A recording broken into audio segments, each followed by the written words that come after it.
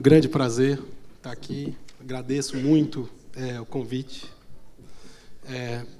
É uma iniciativa, só pelas siglas e pelo peso das siglas e pelo quadro em volta, já dá para ver não só a seriedade, mas a profundidade da iniciativa, né? E vou começar dos paradoxos, né? Vamos lá tentar entender os nossos paradoxos. Então, o primeiro paradoxo eu vejo, quando se fala de política especificamente, é que nós estamos realmente naquele momento em que a gente tem uma convivência entre estruturas que já declinaram, mas não morreram, e estruturas novas que surgiram, mas ainda não se desenvolveram. E é difícil saber quanto tempo nós vamos ter que conviver com essas duas estruturas ao mesmo tempo, né? Então, o que eu queria aqui falar com vocês é tentar fazer uma relação do que eu acho que está acontecendo no país com a nossa posição, vamos dizer, no mundo, né? Se a gente for pensar, para que serve um partido político? Para que foi criado um partido político, né? Originalmente, o que se pensava era o seguinte: olha, existe uma coisa chamada o Estado, e para que esse Estado não seja um órgão que vai se impor sobre a sociedade, é preciso que exista um braço da sociedade dentro do Estado, que vai impedir esse Estado de controlar a sociedade, que vai impedir esse Estado de fazer coisas diferentes daquilo que a sociedade quer. Acontece que, ao longo do século XX, o que a gente teve foi uma transformação dos partidos de braços da sociedade no Estado em braços do Estado. Se tornaram entidades paraestatais. Ou seja, perderam a vitalidade que era característica dos partidos. Isso tem um efeito ainda mais grave no momento em que, a partir do final do século XX, ali, depois da queda do muro, nós entramos num mundo em que a única coisa que a gente ouve em termos de política seja pragmático, seja realista, faça aquilo que dá para fazer. Nesse momento em que nós tivemos um rebaixamento, vamos dizer, do nosso horizonte utópico, de uma maneira muito significativa, o resultado disso foi que a sociedade começou cada vez mais a se afastar dos partidos como instrumentos da sociedade. Então, esse afastamento virou um divórcio. E ele está por todo lado, no mundo inteiro. Existe, de fato, um divórcio entre o sistema político e a sociedade. E não é só no Brasil. É o que a gente chama de crise de representação, né? Então, para que partidos possam, de novo, ter algum papel, de fato, a desempenhar, eles precisam ser revivificados pela sociedade.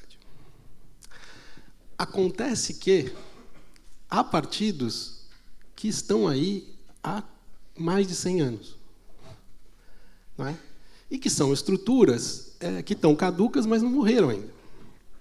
Então, o que a gente vai fazer, vamos dizer, para lidar com esse paradoxo, né?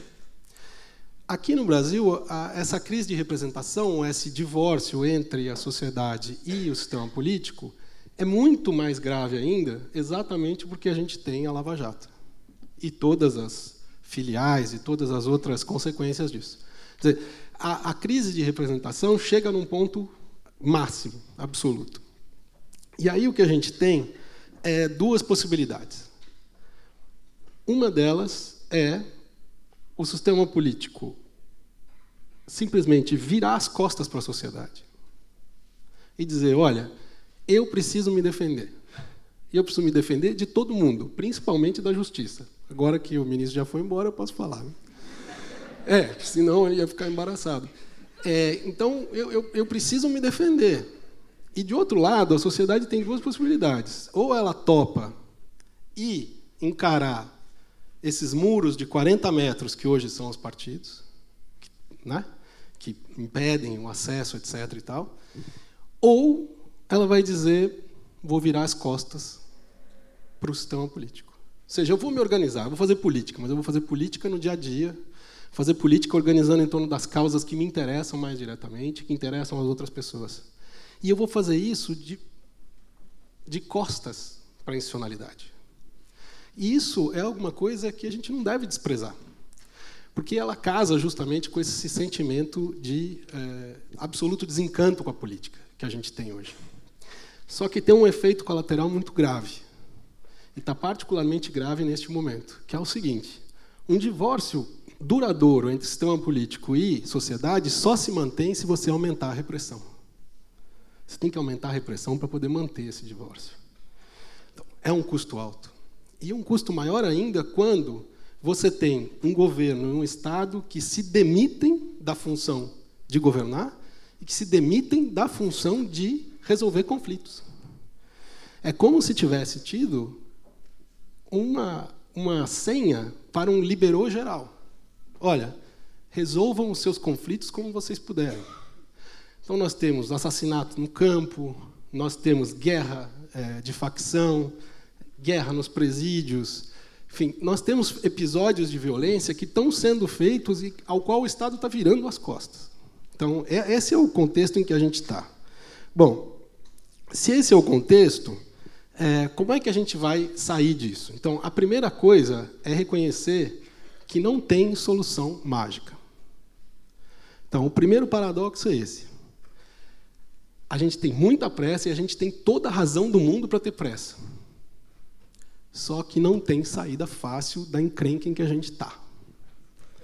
Então, se a gente conseguir estabelecer, pelo menos, um diagnóstico, né, mais ou menos compartilhado, de qual é o nosso problema, talvez a gente consiga pensar soluções de maneiras diferentes, mas a gente conseguir chegar a alguns pontos comuns, e é isso que eu me proponho a fazer aqui com vocês. Então, esse sistema político brasileiro, que está em estado de autodefesa, ele fez, por exemplo, essa reforma que o ministro mencionou, que é uma reforma, basicamente, uma reforma chamada reforma política, que, na verdade, é uma reforma eleitoral.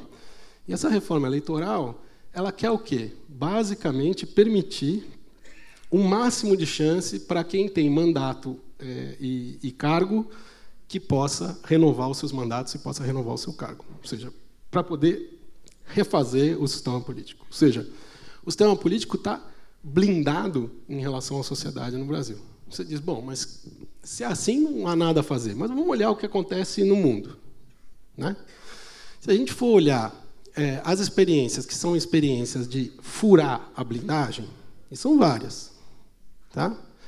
Tem uma que é muito citada, que é a experiência do Podemos na Espanha. Não é a versão Tabajara, é o Podemos espanhol, que tem uma versão Tabajara também.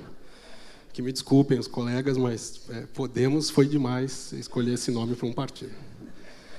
Então, se a gente tomar isso como exemplo, o que aconteceu com o Podemos? Foi o fato de que a Espanha permite listas cívicas de candidatura, que permitiu que eles se candidatassem ao Parlamento Europeu e que, a partir da vitória de algumas cadeiras, de 4 cadeiras, na eleição ao Parlamento Europeu, que eles conseguissem se organizar como partido. E esse é um exemplo interessante, por quê? Porque é um exemplo que vem da base da sociedade e que quer furar o sistema político só com a força da sociedade. Quer dizer, você abre uma brecha lá, você arruma 4 cadeiras no Parlamento Europeu, e daí você fala, gente, pode entrar que eu abri o buraco. Pode entrar. Né? Essa é uma saída, mas é uma saída porque tem um elemento institucional na Espanha que permitiu isso. Então, esse é o primeiro caso, eu acho, dessa combinação entre sistema político que não se abre à sociedade e da sociedade que ou se fecha ao sistema político ou tenta penetrá-lo de maneiras diferentes. Então, o Podemos é um exemplo. Um exemplo do quê? Numa força nova da sociedade que confronta o sistema político. Você vai tomar exemplos como, por exemplo, o movimento En Marche na França, que elegeu Emmanuel Macron, o movimento França Insubmissa né, ligado à candidatura de Jean-Luc Mélenchon, que quase foi ao segundo turno. São experiências muito diferentes, são adversárias, certo? Ou o Partido Trabalhista Britânico, ou o Partido Democrata Americano. Se for olhar ali, o que aconteceu? Quando você tem o Partido Democrata ou o Partido Trabalhista Britânico, teve uma abertura para que a sociedade invadisse o partido, certo? No caso do Amacho, do Macron, foi alguém que sai do sistema político, vai organizar um movimento social para furar o bloqueio. E Jean-Luc Mélenchon, que entende que é necessário ter um movimento social junto com o partido para que o partido funcione. Então, são maneiras diferentes de combinar o problema.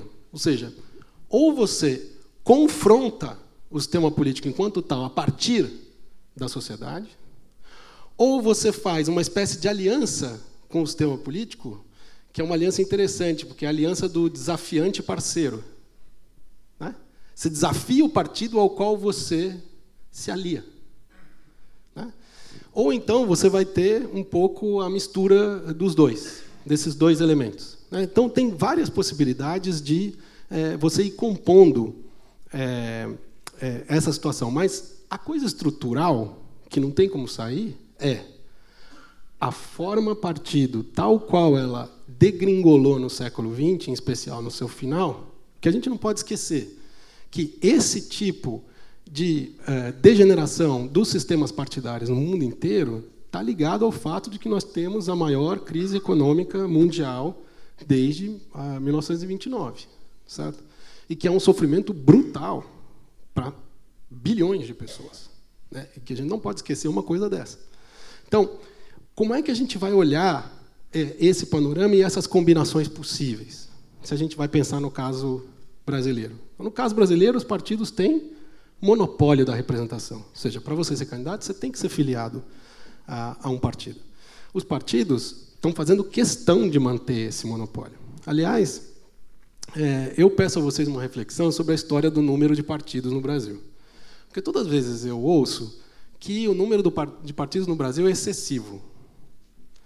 Excessivo, eu acho, é a regra para a criação de partido. Vamos pegar um exemplo. Não é um exemplo muito feliz, porque ontem as eleições na Áustria provavelmente projetam um governo de centro, de direita, com a extrema-direita. É um caso muito grave. Mas a Áustria não tem nem 9 milhões de habitantes. Quantos partidos foram criados na Áustria desde 1975? Pode ser que eu erre o número, mas 1.079. 1.079 partidos. Isso não impediu nem a governabilidade da Áustria, nem aumentou a taxa de corrupção, nem aumentou nenhum problema. Então, o problema não é o número de partidos. Certo? É que regra a sociedade aceita para que esses partidos tenham acesso a fundos públicos, tenham acesso a tempo de televisão, etc. E tal. Então, o problema não é o número de partidos, porque, aliás, a regra que existe hoje de partido, sabe para que ela serve? Para favorecer os criadores profissionais de partido. É muito caro fazer um partido no Brasil. É muito difícil. Então, o nosso problema não é excesso de partidos, eu acho. Que tenha 1000 partidos, não é esse o problema. Aliás, o problema é que quanto mais caro é criar um partido, quanto mais difícil é criar um partido, mais caro esse partido vende qualquer mandato que ele conseguir. Esse é o problema. Então, se a gente for considerar essas possibilidades, considerar que nós temos, de um lado, um sistema político que, em modo de autodefesa, que se fechou em si mesmo, uma sociedade muito ativa, gente. Mas, assim, eu acho que a sociedade brasileira, eu não consigo me lembrar de um outro momento, a não ser na época pré-constituinte, lá na década de 80, em que tinha tanta energia e tanta organização na sociedade. É impressionante. Agora, diferentemente ali, da década de 80, essa energia não está voltada exclusivamente para transformar as instituições. Não está voltada para isso. Então, como é que a gente faz para que essa energia, ou pelo menos um pouco dela, eu sempre digo para quem se organiza na base da sociedade e diz, olha, eu não tenho nenhuma vontade de fazer política institucional. Fala assim, 10%. Dá 10% da sua energia para a instituição. Fica com os outros 90% na organização, mas dá 10% disso aí. Porque, senão, vai aumentar o divórcio entre a sociedade e o sistema político. E quanto mais ele aumentar, mais repressão vai ter. E não é sustentável no longo prazo, né? Então, isso que a gente vê aí, e que é chamado normalmente de uma onda conservadora, é algo que diz respeito a essa situação em que você tem um divórcio entre o Estado e a sociedade, em que o Estado se demite das suas funções. Estou já no horário? Já deu 15, é? Aixa vida. Tá bom. Não. Então eu vou só falar mais uma coisinha aqui com vocês sobre essa coisa do paradoxo, né? De ter um sistema político blindado e de ter uma sociedade muito, muito ativa. Então, o que a gente pode fazer? O que a gente pode fazer, e que eu acho que quem faz são as pessoas que estão ali, é furar esses bloqueios onde for possível, ou seja, encontrar as brechas nessa blindagem e ocupar essas brechas. Ocupando essas brechas de maneira selvagem. Por quê? Porque nós vamos ter, em 2018, uma eleição que, por causa da crise, e particularmente por causa da limitação do chamado teto de gastos, nós vamos ter uma eleição que tende a ser a eleição dos lobbies. Ou seja, nós não vamos ter mais aquele representante, aquela deputada que é representante, que é deputada de um campo e que consegue abraçar várias causas e defendê-las. Nós vamos ter uma especialização dos interesses e uma especialização da bancada num nível muito assustador. Nós vamos ter uma feudalização do país. Porque quem não se organiza não pega o naco do orçamento nessa situação em que a gente está. Então, a gente tem que ocupar a brecha, porque esse sistema ele vai mudar radicalmente. Pode demorar, mas ele vai mudar. E a gente precisa ter pessoas lá que estejam dispostas a essa organização. E, em segundo lugar, a gente precisa impedir que o próximo Congresso Nacional seja um conjunto de lobbies, simplesmente. Porque, senão, não tem amanhã. Muito obrigado. Muito obrigada.